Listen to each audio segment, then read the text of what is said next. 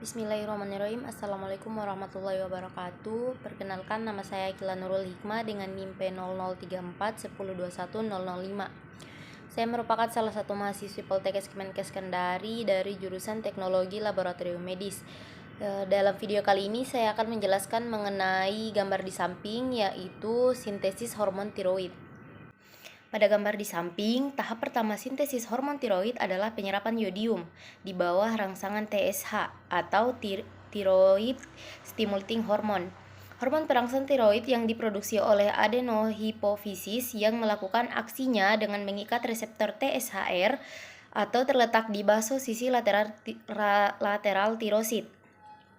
Yodium terkonsentrasi dalam bentuk iodida di dalam tirosid berkat kotransporter yang disebut NIS atau symposter natrium iodida, yang juga terletak di sisi basolateral tirosid. Begitu masuk, iodida diarahkan ke sisi apikal sel berkat pendrin, protein transmembran hidrofobik yang aktivitasnya juga dirangsang oleh TSH, sementara dihambat oleh tiroglobulin.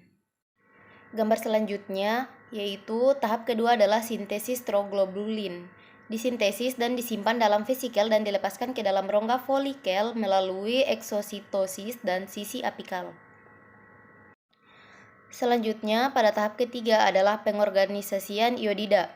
Ini adalah proses kompleks yang dikatalisis oleh enzim tiroperoksidase yang terlokalisasi di sisi apikal tirosid. Iodida yang diaktifkan menggantikan hidrogen pada posisi 3 atau pada posisi 3 dan 5 dari cincin fenolik residu tirosin yang terdapat dalam triglobulin yang masing-masing membentuk monoiodotirosin atau MIT dan diiodotirosin atau DIT. Kondensasi oleh peroksidasi tiroid dari molekul DIT dengan molekul MIT menentukan pembentukan triiodotironin atau T3, sedangkan kondensasi dua molekul DIT menentukan pembentukan tetraiodotironin atau tiroksin atau T4.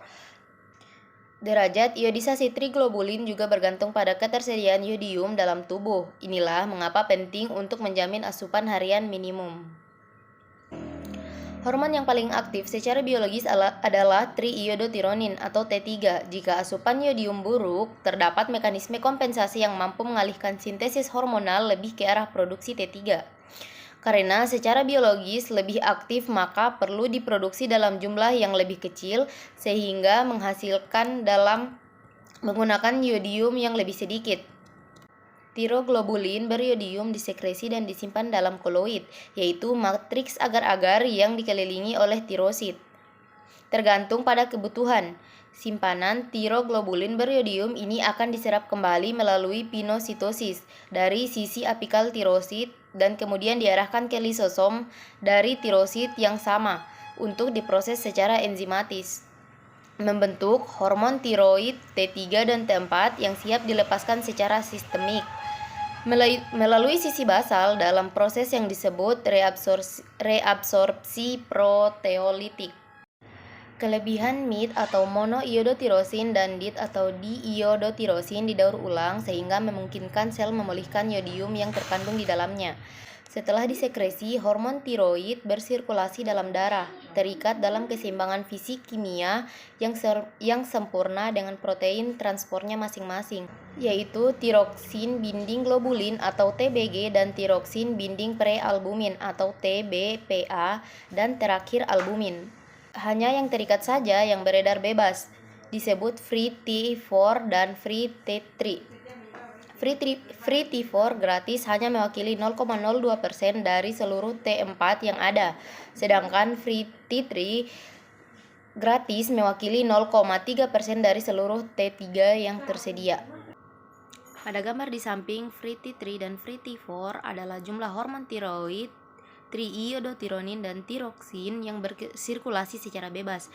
Mereka mewakili fraksi aktif hormon tiroid, yaitu hormon yang bekerja langsung pada fungsi organisme. Triiodotironin dan tiroksin yang terkait dengan protein transport justru merupakan semacam simpanan yang dapat diambil oleh tubuh jika terjadi defisiensi.